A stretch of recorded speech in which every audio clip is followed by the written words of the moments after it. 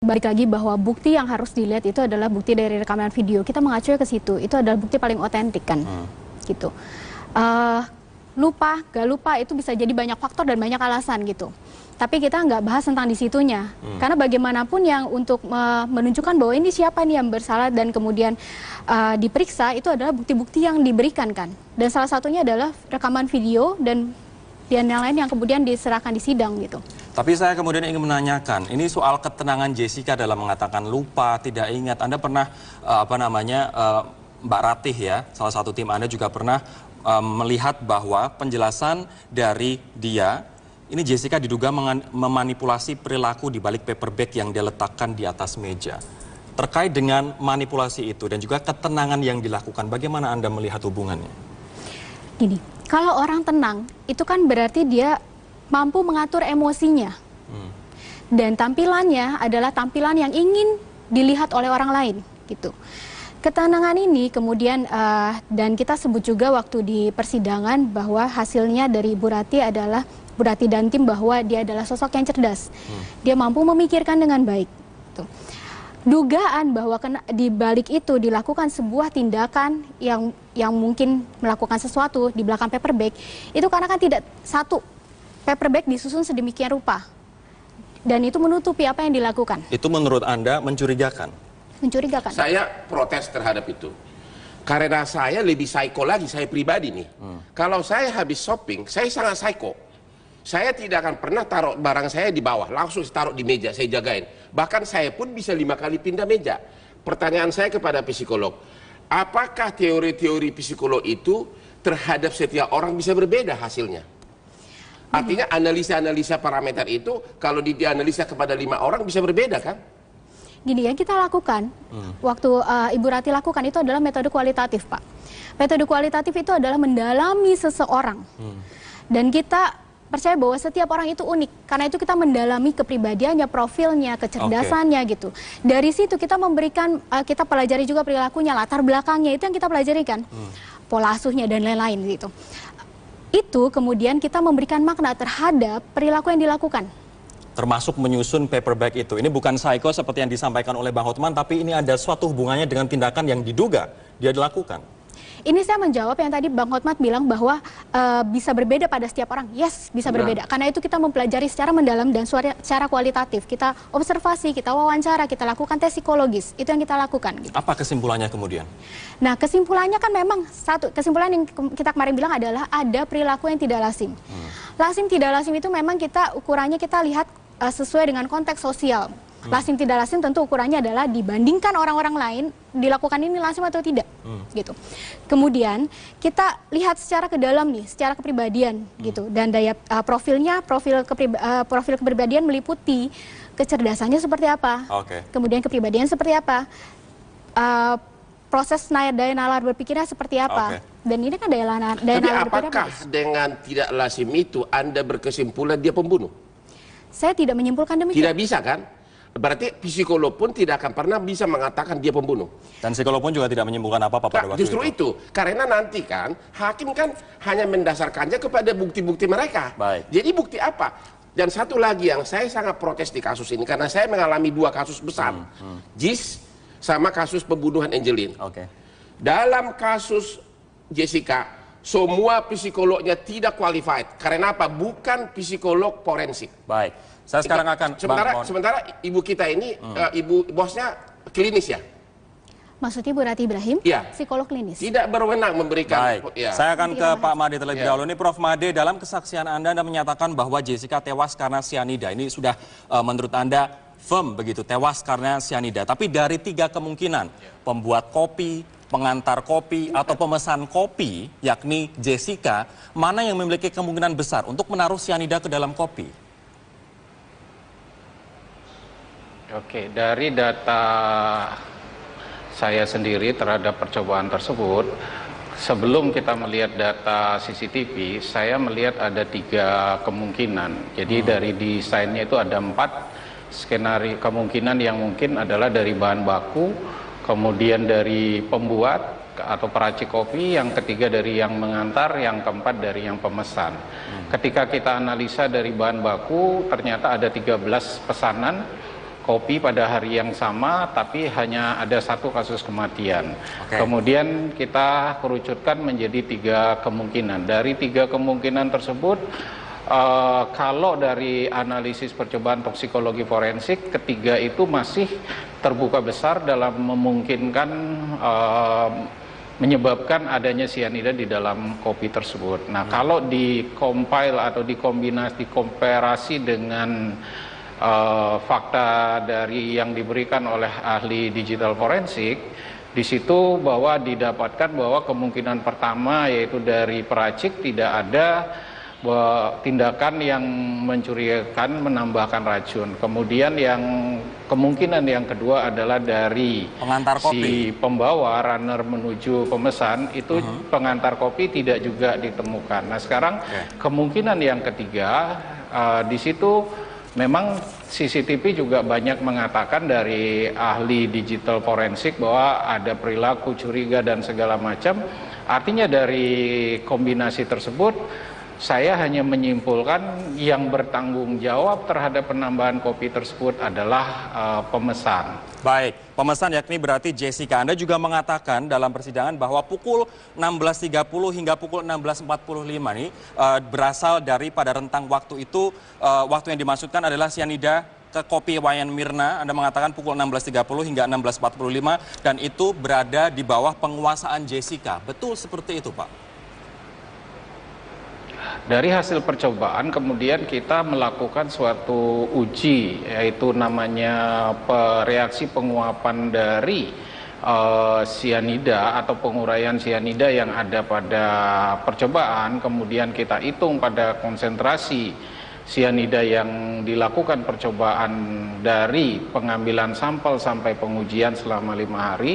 Berdasarkan uji laju reaksi penguraian atau pelepasan gas sianida tersebut dengan teori kesalahan tertentu yang kita gunakan persamaan laju reaksi orde pertama sesuai dengan teori yang mengatakan kita bisa melihat bahwa rentang waktu itu ada pada rentang waktu yang 4, jadi 16.30 sampai 16.45. Baik, kita akan lanjutkan perbincangan. Nanti saya akan meminta tanggapan dari Bang Hotma dikarenakan keterangan dari Pak Made tadi justru mengarah kepada si pemesan kopi yakni Jessica. Kami akan kembali sesaat lagi. Teman tadi Prof. Made mengatakan kecil kemungkinan sianida masuk dalam proses pembuatan atau dilakukan oleh peracik atau dilakukan oleh pengantar kopi, tapi dan justru malah mengarah kepada pemesan. Apapun namanya, selama masih kemungkinan kita tidak bisa menghukum orang dengan 340 KUH pidana yaitu hukuman mati. Dalam hukum pidana tidak boleh selama itu kemungkinan orang harus bebas. Itu prinsip hukum, ya. Kedua, pendapat ahli di Indonesia, terutama psikolog, bisa dibeli, bisa diarahkan. Ya, saya udah alami sendiri dalam kasus JIS. 3 psikolog ini mengatakan A, 3 psikolog mengatakan B. Jadi hakim mengikuti yang mana? Pendapat psikolog di Indonesia bisa dibeli, bisa diarahkan. Dalam kasus Angelin, dalam kasus JIS yang saya pegang. Dalam kasus ini?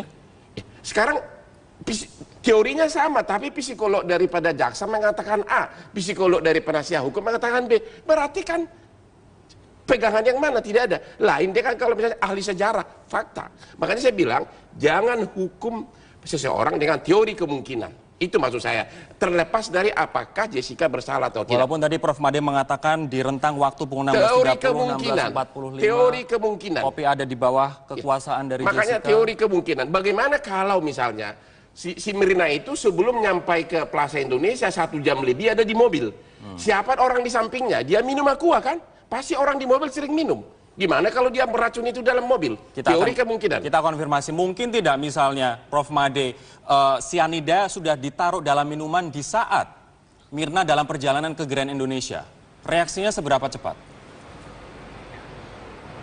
Dari reaksi yang ditimbulkan tersebut, kita sudah mengatakan bahwa reaksi yang terjadi sangat cepat, bahwa jumlah sianida yang masuk dari data yang ada di dalam kopi itu sangat besar dosisnya. Ketika diserap, kemudian ahli toksikologi dari Australia dan patologi dari Australia pun mengatakan bahwa penyerapan lewat mulut atau oral lingual itu sudah sangat memungkinkan terjadi dan memberikan reaksi yang jauh lebih cepat dibandingkan jika penyerapan yang terjadi di lambung. Artinya ini tidak mungkin sianida masuk ke dalam tubuh Mirna pada saat dia perjalanan ke Grand Indonesia, tidak mungkin? Tidak mungkin dari fakta yang ditampilkan atau dari fakta CCTV yang ditampilkan ketika datang. Setelah itu, setelah minum baru muncul minum kopi. Bagaimana kalau dia begitu turun di parkiran Plaza Indonesia, dia minum dulu? Berarti hanya hitungan detik. Bagaimana waktu dia nyampe di Plaza Indonesia, sebelum dia keluar mobil, dia minum dulu aqua yang di dalamnya juga sudah ada sianida. Dari sana ke sana kan cuma hitungan menit.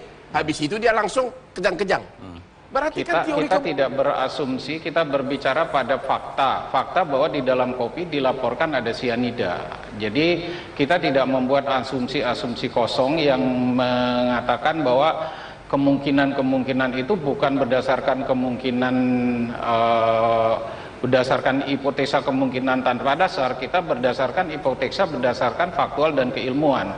Oke, baik. Mohon ditahan lebih dulu di situ teman-teman. Saya akan ke Mbak Vero kembali. Ini ada pernyataan dari Mbak Rati juga, teman Anda, satu tim dalam tim psikolog begitu. Jessica terlalu tenang saat Mirna kejang-kejang. Apa kemudian makna di balik itu? Kembali, ketika seseorang tenang itu berarti dia mampu mengatur emosi, mampu mengendalikan perilaku, gitu ya. Berarti kalau misalkan dalam sebuah kejadian yang begitu tiba-tiba kan, kejadian itu tiba-tiba dan itu biasanya kemudian memicu perasaan tertentu yang kita nggak ekspektasi, biasanya orang kemudian muncul emosi-emosi, riak-riak emosi yang kelihatan. Kenapa Mirna bisa begitu tenang? Nah, Jessica, itu dia. Jessica Gitu. kenapa bisa begitu tenang? Nah, kemudian kan yang jadi kita perhatikan bahwa ada sebuah kejadian yang sudah diprediksi sebelumnya, itu bisa membuat orang tenang. Karena dia sudah memprediksi kejadian ini akan terjadi atau sudah mempersiapkan ini akan terjadi. Kejang-kejang itu akan terjadi, Ya, dia akan maka kemudian orang bisa tenang. kritis. Gitu. Oke. Kalau ada suatu tragedi atau kejadian sesuatu yang tidak kita harapkan dan datang tiba-tiba, contoh di sini tiba-tiba gempa, of course ada sebuah emosi yang kelihatan dalam bentuk perilaku kan, panik atau apa. Gitu. Anda melihat apakah teori itu berlaku untuk pada setiap orang bisa berbeda-beda kan? Teori itu tidak berlaku sama setiap orang kan berbeda-beda emosinya, perilaku dan kejiwaan kan bisa berbeda. Artinya teori psikolog itu tidak bisa diterapkan untuk semua orang. Teori, ya kalau namanya sebuah teori Pak, itu secara umum bisa diterapkan. Maka itu bedanya Tapi tidak mutlak bisa diterapkan bahwa pasti untuk si A begini, untuk si B begini. Bisa berbeda-beda. Kita ngomong secara umumnya itu berlaku. Pertanyaan saya, kalau 5 individual diselidiki, bisa nggak berbeda hasilnya? Kalau itu Bisa atau ada, tidak? tunggu Pak, kalau itu adalah teori dan artinya umum, kalau itu ada di 5 orang kita periksa, artinya 90% orang itu iya. 90% Umumnya akan melakukan hal panik, yang sama. akan Kalau panik. dari teori ya, Kalau artinya ada kemungkinan tidak. 10%-nya. Ah, itulah makanya dalam hukum pidana tidak boleh ada keraguan. Tidak boleh, itu hukum pidana. Ini artinya berarti keterangan dari Mbak Vero, keterangan dari Tidak Prof. bisa, Made tidak karena bisa. itu hanya kemungkinan. Makanya saya bilang perilaku orang tidak bisa digeneralisir, beda-beda. Kalau saya lebih parah lagi kalau saya shopping. Saya taruh di atas saya, benar. Saya kasih contoh begini. Setiap saya berantem sama si Ruhut Sitompul di ILC, jari saya begini. Saya tanya psikolog, Anda stres? Bohong saya bilang. Salah dia menganalisa, karena saya terlalu exciting. Jadi beda-beda. Apalagi Anda Veronica sama bosmu bukan ahli forensik kan? Bukan psikolog forensik. Berarti semua psikolog di kasus Jessica catat hukum tidak qualify sebagai saksi. Oke, Karena selain kasus harus psikolog, forensik. Bang, bagaimana Anda melihat kemudian CCTV yang saat ini digunakan untuk dasar analisa, termasuk Sekarang, dari teman-teman psikolog? sudah ada putusan Mahkamah Konstitusi tanggal 7 September 2016. Di sini disebutkan CCTV, pokoknya semua rekaman yang bukan oleh penyidik tidak sah sebagai alat bukti. Artinya CCTV itu tidak bisa lagi sebagai alat bukti. Artinya juga psikolog semuanya yang menganalisa bukti itu juga cacat karena menganalisa bukti yang cacat. Saya sempat berbincang juga dengan beberapa pengamat hukum, ini keputusan tidak surut, begitu artinya kan putusan baru 7 September, sementara kejadian Mirna tanggal 6 September. Itu orang-orang bodoh itu yang ngomong itu. Kalau ada perubahan perundang-undangan, maka berlakulah yang paling meringan bagi terdakwa. Itu prinsip hukum pidana. Dan ini keluar sebelum putusan oleh majelis hakim yang mungkin baru sebulan lagi.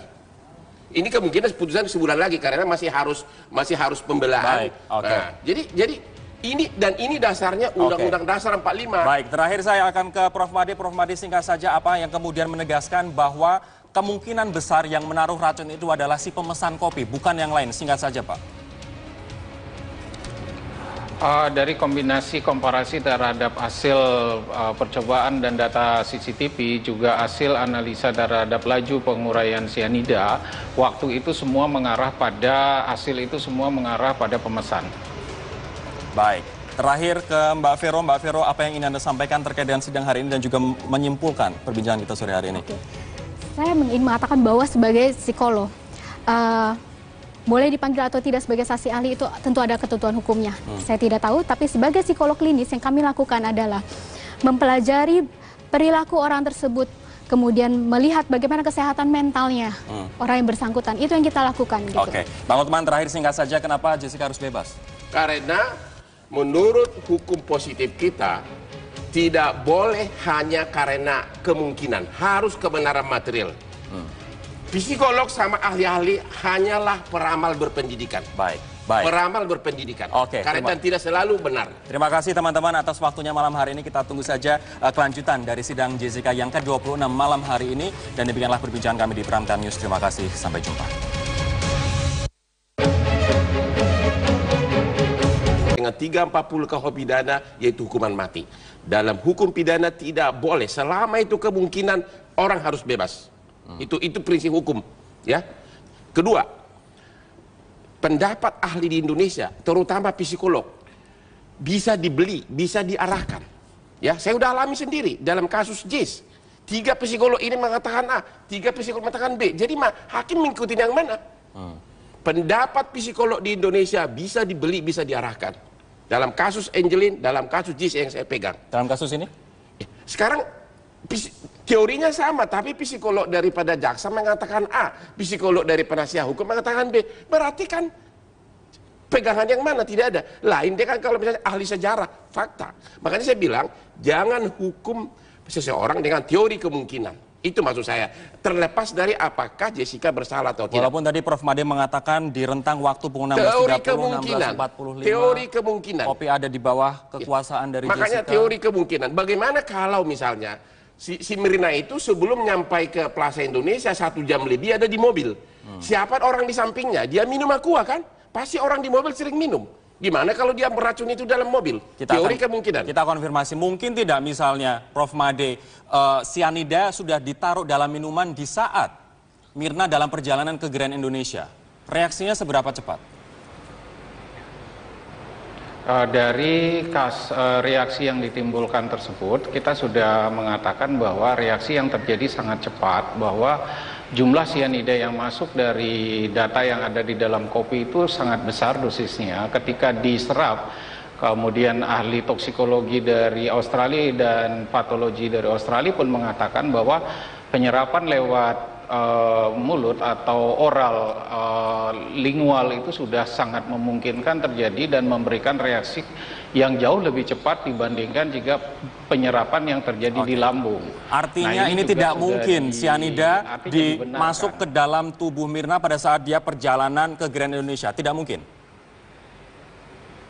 Tidak mungkin dari fakta yang ditampilkan atau dari fakta CCTV yang ditampilkan ketika datang.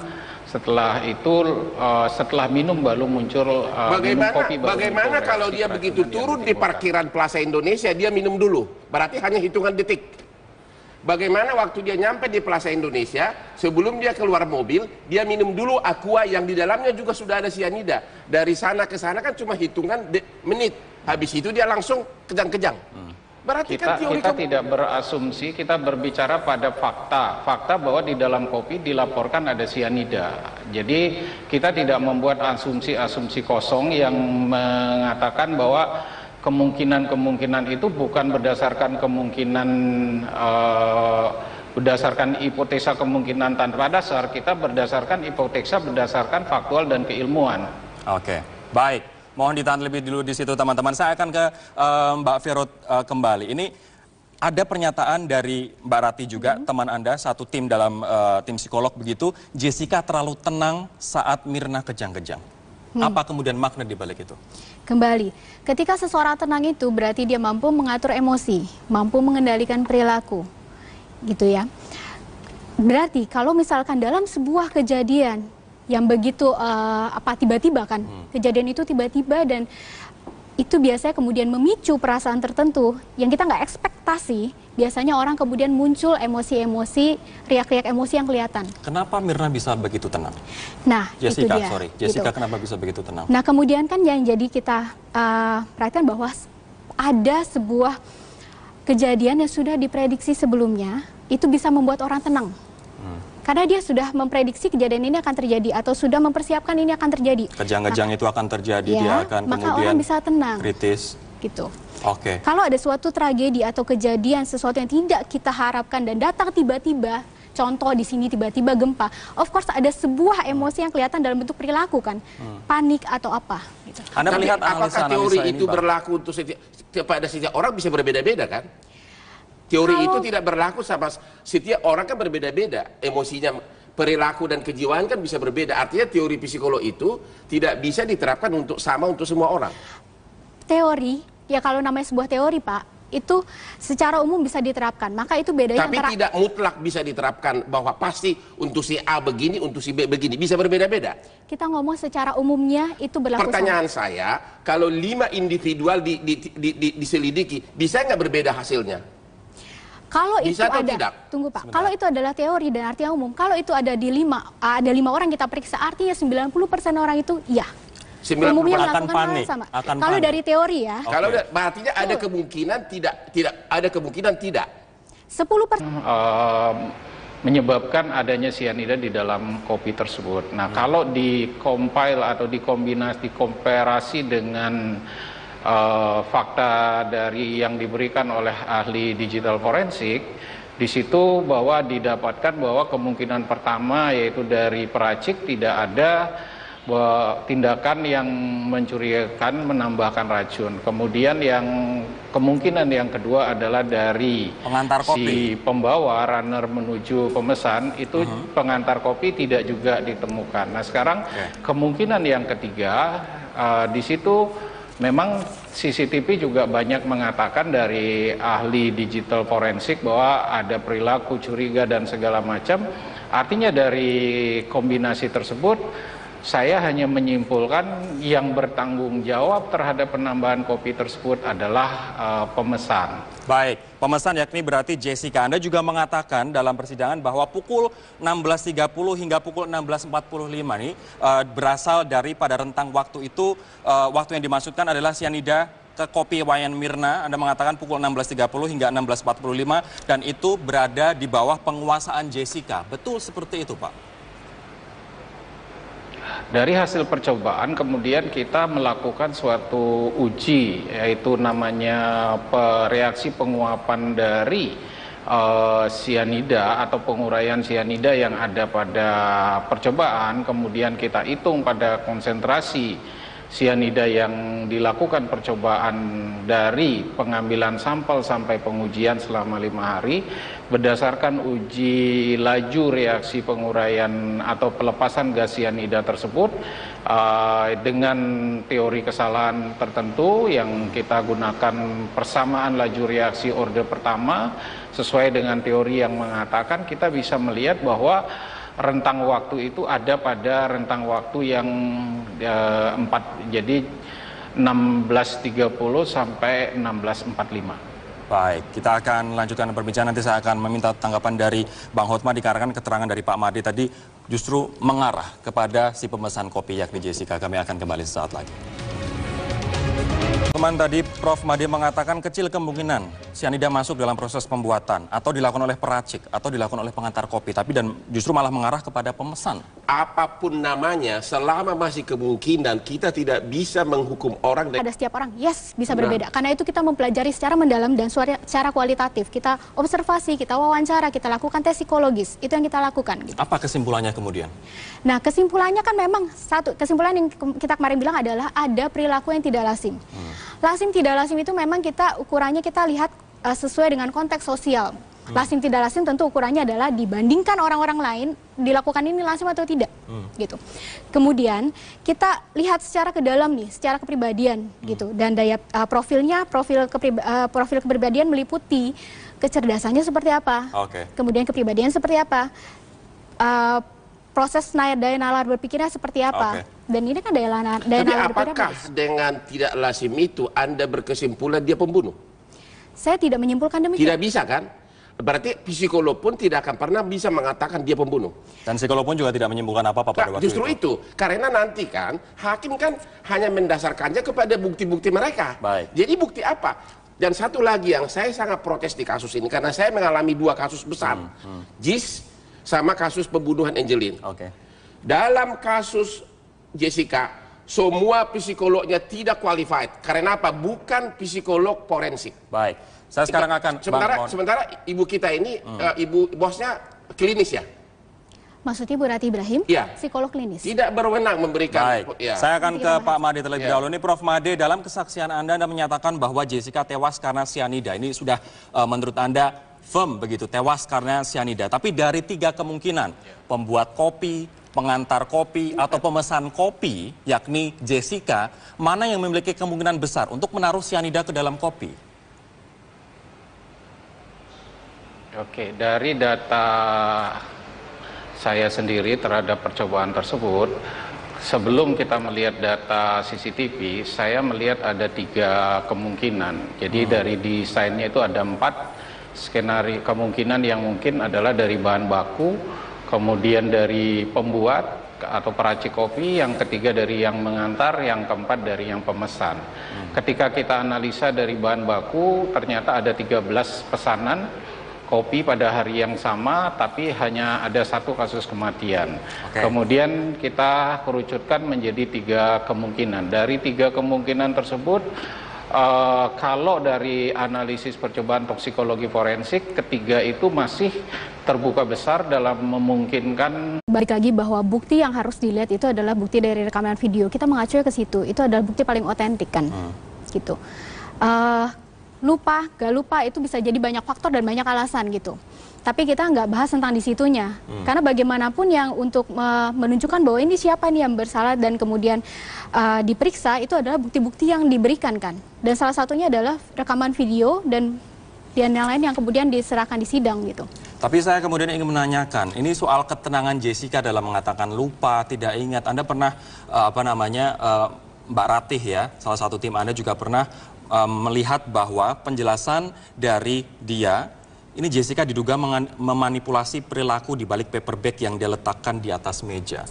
Terkait dengan manipulasi itu dan juga ketenangan yang dilakukan, bagaimana Anda melihat hubungannya? Gini, kalau orang tenang, itu kan berarti dia mampu mengatur emosinya. Dan tampilannya adalah tampilan yang ingin dilihat oleh orang lain, gitu. Ketenangan ini kemudian, dan kita sebut juga waktu di persidangan bahwa hasilnya dari Bu Rati adalah, Bu Rati dan tim, bahwa dia adalah sosok yang cerdas. Dia mampu memikirkan dengan baik. Tuh.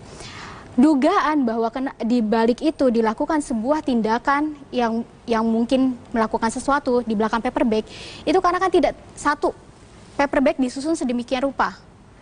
Dan itu menutupi apa yang dilakukan. Itu menurut Anda mencurigakan? Mencurigakan. Saya protes terhadap itu. Karena saya lebih psycho lagi, saya pribadi nih. Kalau saya habis shopping, saya sangat psycho. Saya tidak akan pernah taruh barang saya di bawah, langsung taruh di meja, saya jagain. Bahkan saya pun bisa 5 kali pindah meja. Pertanyaan saya kepada psikolog, apakah teori-teori psikolog itu terhadap setiap orang bisa berbeda hasilnya? Artinya analisa-analisa parameter itu, kalau dianalisa kepada 5 orang bisa berbeda kan? Gini, yang kita lakukan, waktu Ibu Rati lakukan itu adalah metode kualitatif, Pak. Metode kualitatif itu adalah mendalami seseorang.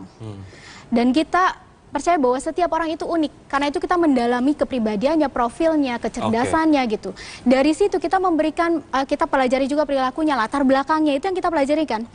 Pola asuhnya dan lain-lain gitu. Itu kemudian kita memberikan makna terhadap perilaku yang dilakukan. Termasuk menyusun paperback itu. Ini bukan psycho seperti yang disampaikan oleh Bang Hotman, tapi ini ada suatu hubungannya dengan tindakan yang diduga dia dilakukan. Ini saya menjawab yang tadi Bang Hotman bilang bahwa bisa berbeda